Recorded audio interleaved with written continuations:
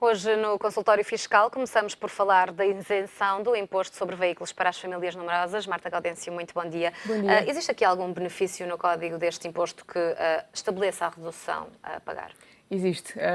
Enfim, na sequência de uma série de medidas que têm estado a ser tomadas para beneficiar as famílias numerosas, foi aprovada muito recentemente uma alteração que prevê uma isenção do ISV, portanto, do Imposto sobre Veículos, na aquisição de viaturas para famílias numerosas.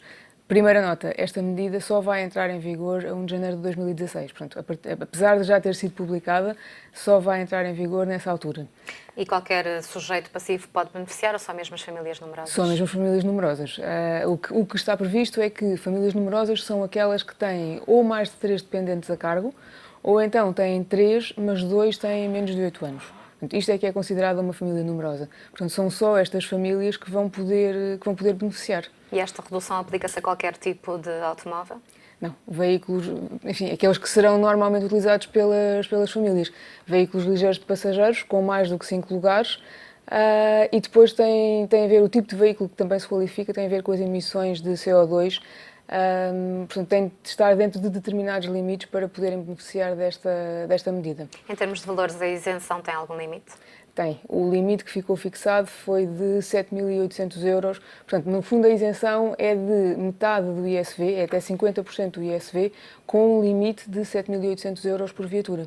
Na prática, este processo da isenção é automático ou tem que se ter algum procedimento para beneficiar desta isenção do imposto? Tem de ter procedimento. Como se aplica a algumas famílias só e é preciso cumprir alguns requisitos, há procedimentos a cumprir. Portanto, quem quiser beneficiar deste regime vai ter de apresentar um requerimento no Serviço de Finanças, justificar que de facto é membro de uma família numerosa ou faz parte de uma família numerosa, juntar normalmente certidões de nascimento, etc., para instruir o processo e pronto, e só assim é que vai ser deferido.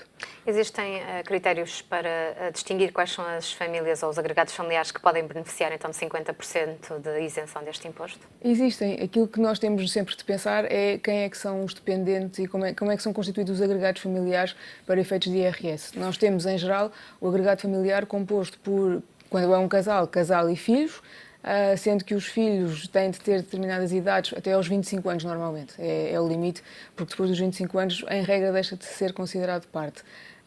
Ou um dos membros do casal, em caso de separação, ou enfim, pai ou mãe com os filhos, os adotantes e as crianças adotadas também. Os menores, enfim, era aquilo que dizia, até aos 25 anos, fazem parte do agregado familiar. É óbvio que 25 anos já não se qualificam aqui já não entram para considerar este benefício, mas é assim que se considera como é que se vê como é que é composto o agregado familiar. Passaríamos a outro tema, as deduções de despesas este ano no IRS, tivemos as alterações com a e-fatura, também novos benefícios que foram incluídos.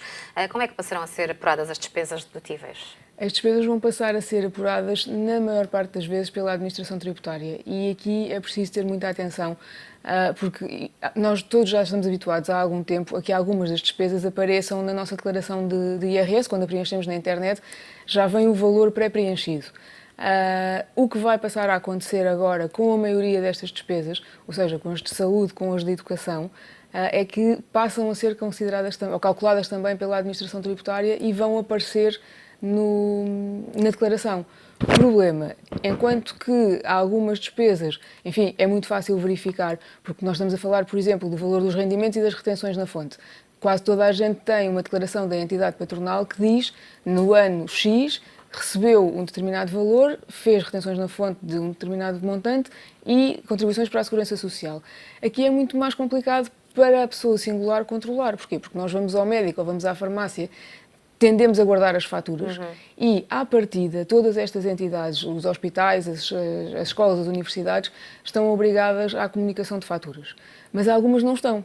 E o que é que isto implica? Implica que cada um de nós, contribuinte, vai ter de ir ao site do e-fatura, verificar se lá estão consideradas, se não estão, vai ter de inserir.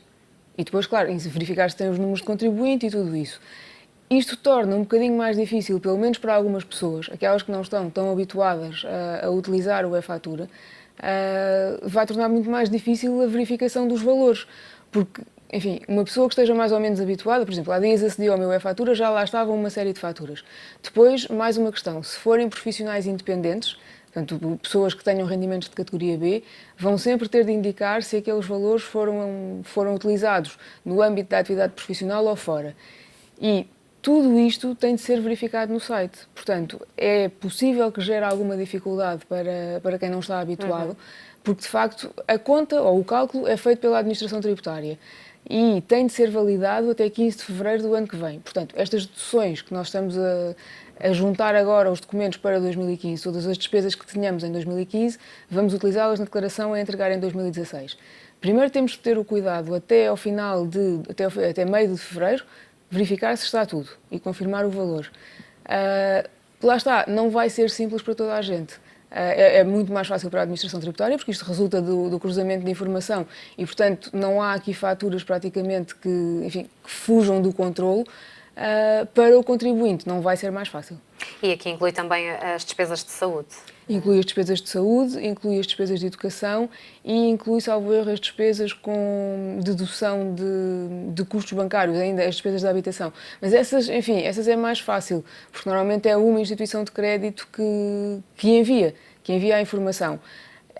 Com as outras, por exemplo, uma pequena farmácia ou uma pequena instituição de ensino, pode não estar obrigada a comunicar as faturas, porque pode não ter um volume de negócios, por exemplo, que o justifique. E aí é que é mais complicado fazer esta verificação, porque, de facto, todas as entidades que têm de entregar faturas, emitir pelo sistema certificado e informático e comunicar as faturas, vão passar, a partir de agora, a ter de comunicar também mensalmente. Já foram publicados os formulários e depois é uma questão de cruzar os dados com os nossos.